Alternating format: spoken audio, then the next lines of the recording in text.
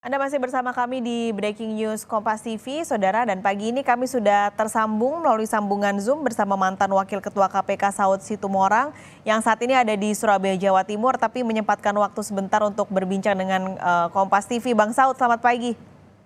Pagi kembali Kompas TV Indonesia. Terima kasih banyak sudah menyempatkan sedikit waktunya, Bang Saud. Ini tadi sempat dengar, Bang, ketika Pak Firly Bahuri menyampaikan pernyataan pers. Ya, saya pikir dengar tadi Mhm. karena ditanya apa dengar saya dengar intinya Mas Kalis mau tanya apa tuh? Nah, ini gimana, Bang? Menurut Bang Saud ini disampaikan kenapa bertepatan dengan sebelum ia dipanggil Dewas gitu. Jadi seperti memberi kesan apakah ingin memberikan pembelaan diri dulu begitu sebelum dipanggil Dewas? Kalau menurut Bang Saud bagaimana?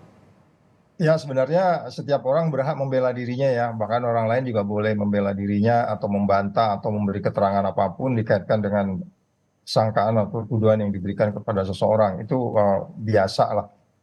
Dan saya berulang-ulang mengatakan bantah membantah itu biasa. Itu semua case yang kita tangani di KPK itu di masa lalu juga itu selalu bantah membantah. Tapi kan nanti penyidik apakah itu dikaitkan dengan pasal 36 dan 65-nya, Mhm. apakah itu kaitan dengan pasal 12 E kecil, 12 B besar atau dalam kaitan pemerasan, itu nanti penyidik yang lebih paham. Hmm. Yang dalam kaitan itu kita supaya tidak terjadi bantah membantah seperti ini, kita berharap Kapolda Metro Jaya dan Barreskrim untuk mempercepat prosesnya. Jadi pada bagian lain ini kan case-nya case pribadi ya, bukan case-nya KPK ya. Ya. Nah, dia kan pribadi. Kalau crime itu pribadi, is nothing to do with KPK. Jadi sebaiknya dia tidak memakai fasilitas negara dalam hal ini aset-aset yang ada di KPK untuk kemudian digunakan oleh yang bersangkutan untuk membela dirinya. Karena dia itu ketika melakukan dugaan-dugaan yang terkait dengan kriminal itu adalah dirinya sendiri. It's nothing to do with KPK dan seterusnya. Jadi tidak digunakannya fasilitas-fasilitas ataupun alat-alat bantu ataupun katakanlah upaya untuk meningkatkan kepercayaan kepada publik bahwa yang bersangkutan perform dalam melaksanakan tugasnya. Oleh sebab itu kan dari awal tuh kalau sudah ada kaitan seperti ini, kita berharap sebenarnya dia sementara itu berhenti dulu, cuti dulu. Hmm. Dan walaupun tidak ada instrumen untuk itu, tapi kalau dia sebagai seorang gentleman tentunya supaya bebas dari anggapan yang bermacam-macam di publik, kita lihat aja di sosial media tanggapannya cukup macam-macam. Itu Mbak Paskalis. Ini juga tadi kalau menyangkutkan soal posisi Firly Bahuri sebagai Ketua KPK di tengah saat ini masih dalam pemeriksaan baik itu Dewas dan polisi. Beberapa kali ia bilang bahwa agendanya selalu bentrok, makanya kenapa ketika dipanggil polisi ia tidak hadir, ketika dipanggil Dewas pun tidak hadir.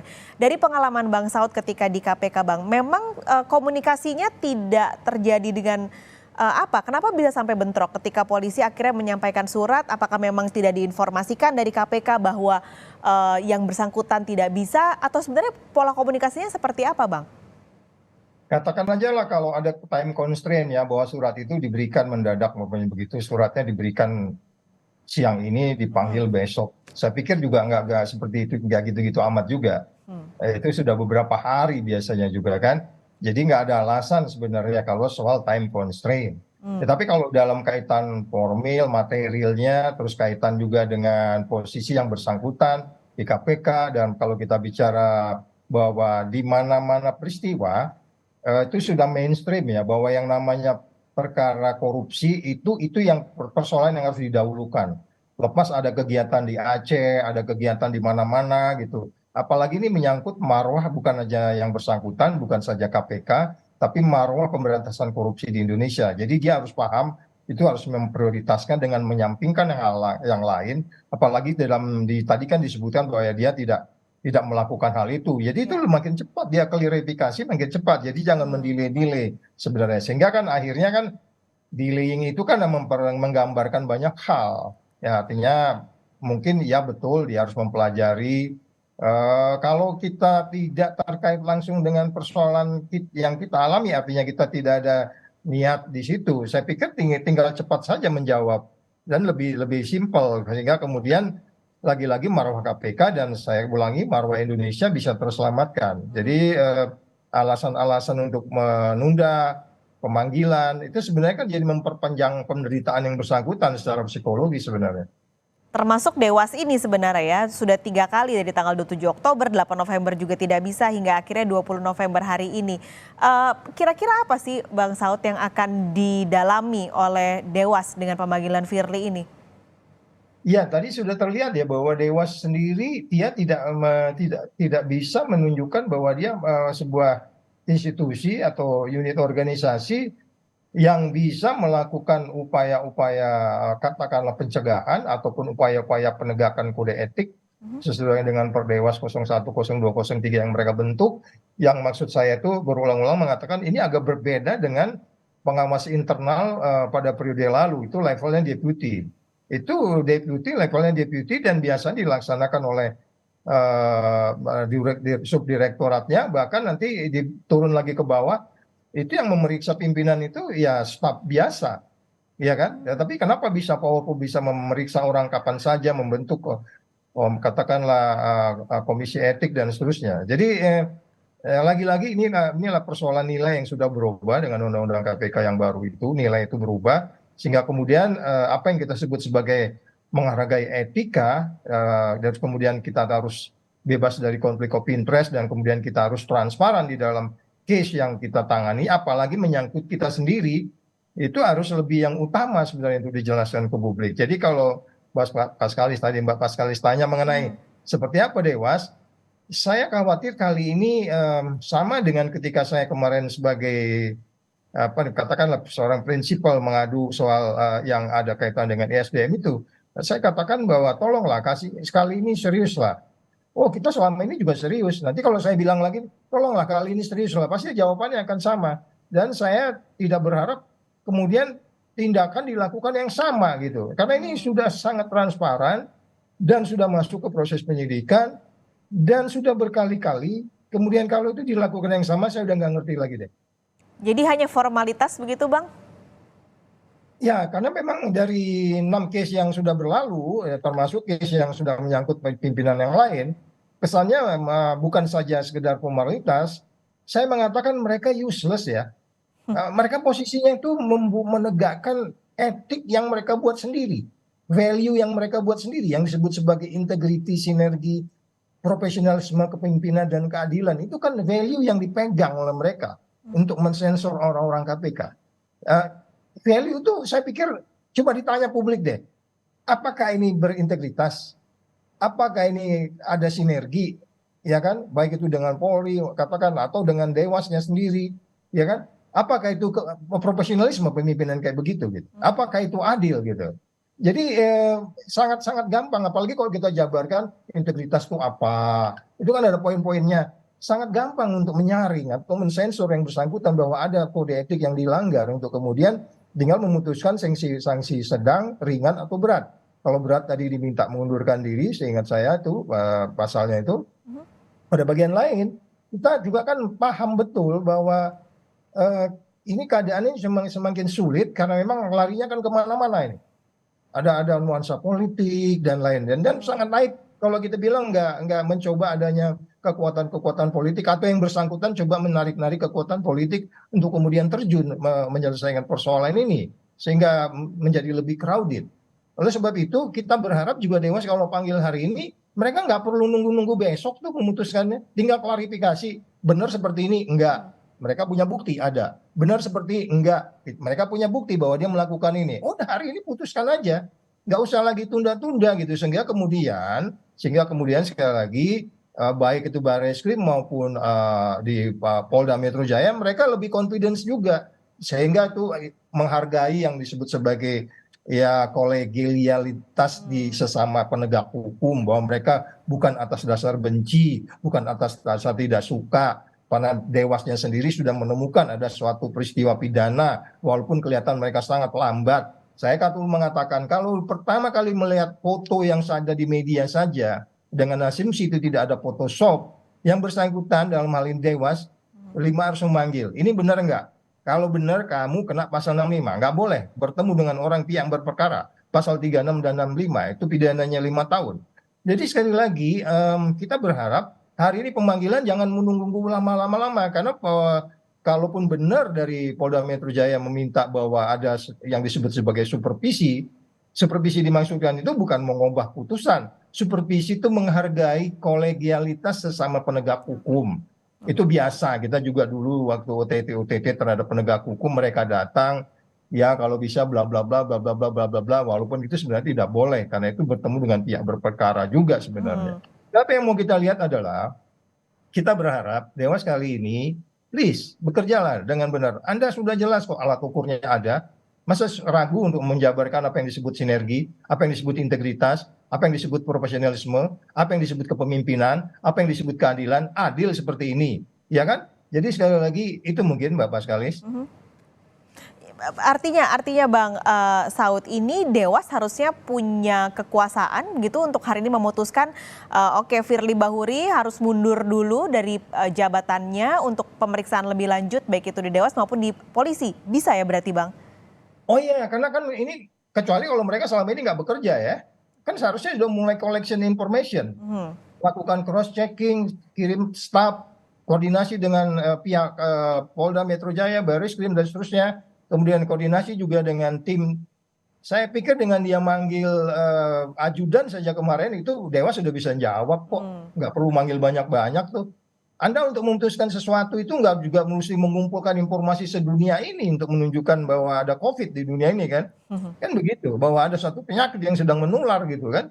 Sehingga simple sebenarnya. Makanya saya bilang tadi, Bapak sekali, saya bilang hari ini selesai pertemuan jam 10, ditutup jam 10, 10 lewat 1 detik mereka harus bisa memutuskan yang bersangkutan memang sudah bisa kita buktikan, kalaupun mereka nggak bisa buktikan ya, atau katakanlah nanti akan ada pembelaan, ya itu kita pahami, tentu kita juga ada praduga tidak bersalahnya itu tetap harus kita pegang. Tapi persoalannya adalah bahwa mereka sebenarnya hari ini selama ini bekerja nggak? Sudah berapa bulan ini case? Iya kan? Publik aja bisa mereka-reka, walaupun kita selama ini kan informasi itu hanya kita tahu dari publik, dari media.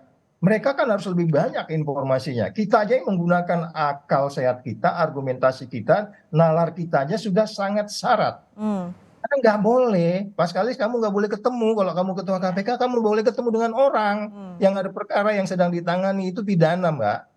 Itu kan logika sederhana sebenarnya. Katakanlah kalau tadi dijawab saya tidak memeras segala macam gitu. Bertemu aja nggak boleh gitu loh. Dengan alasan apapun kamu nggak boleh ketemu. Meskipun pembelaan dari Firly Bahuri kan katanya itu ketemuannya sebelum mentan ada perkara di KPK gitu. Itu apakah jadi salah satu pembelaan yang membuat tidak perlu Firly Bahuri mundur dari jabatannya, Bang Saud? Enggak. Kita lihat kronologisnya.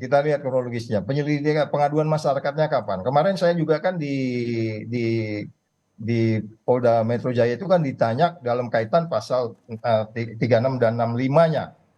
Yang disebut sebagai ditangani. Sejak kapan ditanganinya? By definition ditangani itu sejak surat masuk KPK, masuk agenda, itu ditangani namanya. Kenapa pasal 36 dan 65 itu dibuat oleh membuat undang-undang? Karena memang ada potensi yang disebut sebagai asymmetric information, di mana pimpinan KPK akan mengetahui banyak informasi yang masuk, katakanlah 4.000 sampai 8.000 surat. Kalau itu tidak dikawal dengan perilaku integriti, dengan melarang, dengan alasan apapun, dengan pihak yang ada kaitannya dengan perkara yang sedang ditangani. Ditangani itu bukan maksudnya penyelidikan atau penyidikan. By definition dibuka surat pun soal agenda surat itu artinya sudah ditangani. Karena bagaimanapun kalau saya berniat jahat, saya bisa setiap membuka agenda surat, saya bilang, lu kalau terima surat laporin gue ya. Nanti gue baca nih, apa yang masalahnya. Kan maksud pasal 36 itu kan lebih kepada mencegah dan melindungi pimpinan KPK sebenarnya. Sehingga kemudian dia confidence bekerja, kemudian ada check and balance dengan staff. Sehingga kemudian dia fokus pada pekerjaan-pekerjaannya. Sehingga ada konflik of interest. Pasal 36 dan 65 itu kan filosofinya di situ. Jadi kalau dibilang dia bermain di time constraint, ya lu baca majalah aja deh, majalah itu cukup kok, di situ ada majalah investigatif udah jelas di situ kronologisnya, kapan ketemunya, kapan main badmintonnya, kapan penyelidikan dimulai, kapan ada kaitan juga dengan rumah-rumah yang disebut rumah aman dan seterusnya itu Mbak. Oke, Bang Saud masih ada beberapa pertanyaan lagi yang ingin saya ajukan, tapi kita jeda sejenak dulu Bang, nanti kita akan kembali berbincang di Breaking News Kompas TV, dan pemirsa jangan kemana-mana, Breaking News Kompas TV akan segera kembali. Kami pagi ini masih bersama dengan mantan Wakil Ketua KPK Saud Situmorang yang bergabung di Breaking News Kompas TV. Bang Saud, kita lanjutkan lagi ngobrol-ngobrolnya. Tadi sudah banyak dikupas. Pertanyaannya lagi, saya jadi penasaran. Apakah kalau tadi Bang Saud bilangnya useless gitu ya Dewan Pengawas KPK. Apakah mungkin ini karena Dewas tidak punya bukti kuat? Ya, itu sebabnya kalau kita bicara bukti kan itu ada waktu untuk mereka mempelajarinya. Tapi kalau kita lihat apa yang sudah ada di publik sekarang itu, saya yakin mereka harusnya lebih banyak fakta-fakta atau bukti-buktinya.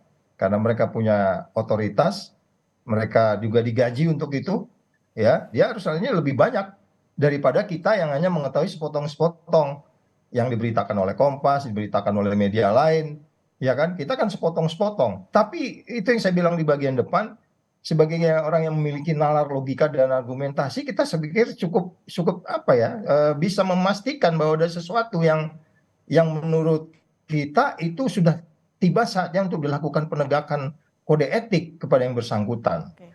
Pada bagian lain kalau kita bicara ke behavior, kan sudah ini bukan peristiwa yang pertama gitu. Bahkan ketika beberapa saat setelah dia berada di KPK pada saat belum menjabat juga banyak peristiwa-peristiwa yang situ sudah disebutkan. Ada peristiwa yang menurut Komisi Etik ketika itu ada kode etik yang dilanggar. Nah, oleh sebab itu kalau tadi ditanya apa bukti yang kurang, ya, saya pikir kalau itu bisa kita pertanyaan juga kenapa kurang? Apa memang kurang orang atau memang kurang visi atau kurang kita sebut sebagai mereka memiliki apa namanya keterbatasan di dalam memperoleh keterangan-keterangan baik dari dalam KPK maupun di luar KPK. Pada bagian lain kan Polda Metro Jaya kan sudah meminta untuk melakukan supervisi. Di supervisi itu kan ada koordinasi nanti. Ada bicara-bicara di situ, tukar-menukar informasi di situ. Sebagaimana kita ketahui mereka sudah meneliti sekian banyak orang melebihi dari yang ditanya-tanyain oleh Dewas sendiri. Sehingga kemudian itu bisa meyakinkan. Kan persoalannya sekarang itu bagaimana kita tidak ada dalam batas keraguan kita. Memang sudah terjadi peristiwa yang kita anggap sebagai pelanggaran kode etik ataupun peristiwa pidana. Nah, oleh sebab itu ya tadi ada disebut sebagai supervisi yang kita sebut itu ya itu sebenarnya sudah bagian yang tidak menjadi alasan untuk mereka tidak memperoleh informasi yang sejelas-jelasnya gitu, Mbak. Oke, ini kalau bicara soal supervisi ini pada pekan lalu ada rapat dengan pendapat antara Polda Metro Jaya dan KPK yang hasilnya tidak perlu ada supervisi KPK, hanya sebatas optimalisasi koordinasi. Apakah itu artinya nanti hasil dari pemeriksaan Dewas ini akan juga diserahkan ke Polri ataupun sebaliknya pemeriksaan dari Polri akan juga menjadi bahan untuk Dewas, Bang Saud? Ya, ini pertanyaannya adalah siapa mensupervisi siapa gitu. Kalau di peristiwa lalu ya kalau kita ada case di daerah, artinya mereka kesulitan untuk mengungkap bukti-bukti, banyak alasan lah kesulitan itu apakah itu umpamanya kalau kerugian negara dan seterusnya. KPK yang mensupervisi aparat penegak hukum lain supaya mereka bisa perform dalam menindaklanjuti SPDP lah katakan gitu penyidikan. Nah, untuk konteks ini yang mensupervisi siapa ini? Kalau common sense saya yang mensupervisi itu adalah pihak kepolisian mensupervisi KPK. Atau kalaupun dibalik, katakanlah KPK yang mensupervisi pihak kepolisian, ya artinya mereka harus mendorong, bukan menghentikan atau mengurangi bukti-bukti yang dimiliki. Tetapi karena memang ini kekuatan buktinya memang sudah memungkul banyak orang di pihak kepolisian dalam ini Polda Metro Jaya dan Barreskrim, saya lebih cenderung ini adalah Polri dan Barreskrim yang mensupervisi KPK bahwa ini tolong didorong, kamu pakai instrumen kamu, tolong bantu kita untuk kemudian meyakinkan kita bahwa ada peristiwa pidana dalam hal ini yang dilanggar sesuai dengan kode etik yang Anda miliki. Sehingga kemudian ini yang saya sebut di banyak tempat sebenarnya bisa juga tanpa supervisi. Artinya KPK jalan sendiri dengan komisi etiknya, silakan Anda putuskan sendiri, either itu nanti bersalah atau tidak, tapi kemudian Polri juga melaksanakan kewajiban mereka untuk kemudian melakukan segera yang kita sebut sebagai penentuan kapan dimulainya penahanan dan seterusnya. Jadi supervisi ini saya lebih cenderung kalau kita lihat dari kacamatanya KPK, apakah mereka yang mensupervisi? Saya lebih cenderung yang mensupervisi sebenarnya dari pihak Polri-nya. Ini kami mau perlu ini. Anda gunakan instrumen Anda supaya kemudian kita kembali lagi kolegialitas sesama penegak hukum ini tidak tercederai dengan kita anggap yang disebut sebagai masyarakat adanya masalah-masalah pertentangan dan seterusnya. Walaupun tidak perlu ewo pakai ewo di situ.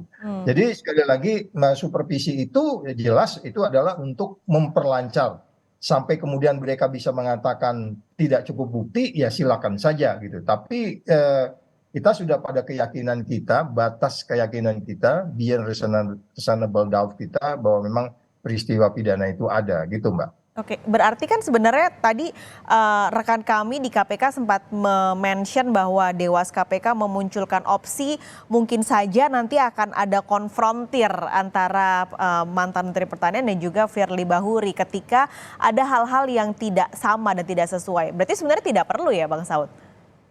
Ya, ya. Jadi kalau umpamanya kita semua pihak yang berkaitan dengan kasus ini sudah dimintai keterangan, sebenarnya sudah masuk dalam tahap sebenarnya tinggal decision aja, keputusan gitu. Memang ada yang disebut sebagai kalau kita bicara formal material di penegak hukum, boleh saja bahwa orang harus dipanggil dulu sebelum kemudian diputuskan untuk ditahan dan ditangkap dan seterusnya. Tetapi kalau di Komisi Etik, mereka saya nggak paham sekarang mereka menyusun SOP-nya seperti apa untuk memutuskan seseorang itu menjadi benar-benar melanggar kode etik yang mereka miliki. Pada bagian lain kita sudah paham betul mereka punya ukuran-ukuran yang terukur betul yang namanya integritas itu apa. Ada nggak integritas yang dilanggar? Ada nggak keadilan? Ada nggak profesionalisme yang dilanggar? Profesional itu yang namanya ketemu dengan pihak berperkara, dia bahkan nggak paham undang-undang KPK. Jadi sekali lagi kalau kita katakan akan ada cross check, double check dan seterusnya itu sebenarnya diarahkan untuk membuktikan bahwa memang ada peristiwa pidana yang dilanggar. Nah, oleh sebab itu kalau memang pertanyaannya ada kembali lagi adalah bagaimana pihak-pihak ini setelah dipanggil baik itu oleh Barreskrim dan Polda dalam hal ini dan kemudian Dewas sudah melakukan koordinasi dengan baik. Saya pikir hari ini kalau analisis saya bisa jadi salah, hari ini tinggal hanya menghargai yang bersangkutan bahwa mereka sudah dimintai keterangannya. Either yang bantah mau bilang nggak ada, nggak apa, itu udah biasa bantah membantah itu. Itu biasa di mana saja. Dan kekuatan buktinya nanti yang akan saya pikir berada di tangan Dewas sendiri dan saya pikir mereka sudah detail ya dalam berdiskusi dalam yang disebut sebagai koordinasi supervisi kemarin untuk memutuskan bahwa hari ini, makanya saya bilang tadi ditutup jam 10, jam 11 putuskan udah umumkan ke media yang bersangkutan bla bla bla supaya kita bisa bekerja lebih cepat lagi memberantas korupsi. Oke, ini berarti kalau dari sebelum-sebelumnya pernah adakah Bang Saud konfrontir seperti itu? Itu biasa ya, artinya apa namanya dipertanyakan gitu. Walaupun sebenarnya itu nggak perlu amat sebenarnya. Kan seorang penyidik itu kan paham betul. Ya tentulah itu Dewas itu punya mindset penyidik, apalagi punya background penegak hukum. Mereka paham kok. Tinggal kita hanya mengetuk hati nurani mereka untuk kemudian mereka memutuskan bahwa mereka orang-orang yang memang berintegritas dalam kaitan penegakan kode etik. Jadi kalau model-modelnya konfrontir, cross check, double check dan melakukan metode-metode lain itu sebenarnya itu kan hanya untuk memastikan bahwa memang ada peristiwa itu sehingga itu bisa aja diterima sebagai sebuah upaya untuk memastikan bahwa kita tidak abuse of power terhadap terduga dalam hal ini pimpinan KPK. Dan Anda melihat koordinasi antara KPK dan Polri dalam kasus ini apakah sudah baik atau masih ada yang harus diperbaiki kah? Saya melihat itu justru inisiatifnya datang dari ini ya, mungkin karena memang case-nya di kaitan pasal 3565-nya itu dan pengaduan masyarakatnya itu kan dilaporkannya ke mananya, ke Polda, terus kemudian mereka melakukan sehingga mereka leading di dalam melakukan investigasi dan sampai kemudian memutuskan penyidikan. Tetapi saya pikir kalau kita bicara kenapa mesti justru yang lebih efektif, lebih terbuka, lebih cepat itu di Polda, kita bisa memahami atau Barislim. Tetapi sebenarnya kalau Dewas memiliki sense yang baik, karena ini menyangkut pimpinan, karena ini menyangkut tidak saja menyangkut kerugian terhadap KPK, kerugian terhadap organisasi KPK, ini kerugian terhadap negara. Jadi mereka tuh ada di Perdewas 0102 itu nanti mereka akan memutuskan sanksi berat, ringan dan berat itu berdasarkan kelakuan yang bersangkutan ini merugikan apa aja. Kalau merugikan organisasi sanksinya ini, kalau merugikan deputi merugikan ini, kalau merugikan negara sanksinya ini. Ini kan sudah merugikan kita semua ini. Merugikan tuh dalam pengertian itu membuat sebuah persoalan yang ya sangat-sangat spektakuler, artinya sangat besar potensi mendapat perhatian publik karena ini pimpinannya. Oleh sebab itu kembali lagi pertanyaannya tadi adalah kalau memang itu proaktifnya itu di saat ini kita lihat di Polda dan dalam ini Polri, seharusnya proaktifnya itu berada di Dewasnya karena dia digaji untuk itu, Mbak. Dia nggak ada kerjaan lain tuh kecuali digaji untuk melihat perilaku orang di KPK. Kemudian ketemu lakukan penindakan gitu. Ditambah kalau di polisi apakah tidak ada penyalahgunaan jabatan mengingat ini yang diperiksa adalah jenderal? Ya, itu makanya kembali lagi saya kemarin juga mengatakan di beberapa media yang kita sebut sebagai kunci mengunci itu sebabnya kan Kapolri sudah menegaskan dia sudah punya sense, sudah punya informasi tentang potensi kunci mengunci di dua institusi ini sehingga kemudian kita berharap itu sudah tidak boleh terjadi lagi gitu. Fakta itu fakta. Apapun ketika seorang bertugas sebagai apa, dia harus melakukan itu. Soal kemudian ada peristiwa lain di luar ini yang menyangkut orang-orang yang menangani case ini, itu soal lain. Tadi kita bicara keadilan juga. Menurut sebab itu, sekali lagi, upaya untuk mengatasi kunci mengunci itu, upaya ini lebih cepat. Sehingga kemudian ada kepastian hukum. Ini kan tujuannya, hukum itu kan harus pasti. Terus kemudian ya adil dan bermanfaat. Jadi sekali lagi, itu bisa diatasi sebenarnya kalaupun ada indikasi-indikasi seperti itu seperti yang kita lihat di publik bahwa ada seperti bear game tukar menukar yang enggak lah itu enggak boleh lagi dilakukan seperti itu nanti indeks persepsi korupsi kita jatuh lagi nanti kayak negara Afrika sana. Jadi kita nantikan hasilnya berarti Bang Saud hari ini bagaimana pemeriksaan Dewas pada Firly Bahuri. Bang Saud terima kasih banyak sudah berbincang pagi ini di Breaking News Kompas TV. Sampai ketemu lagi, sehat selalu Bang Saud.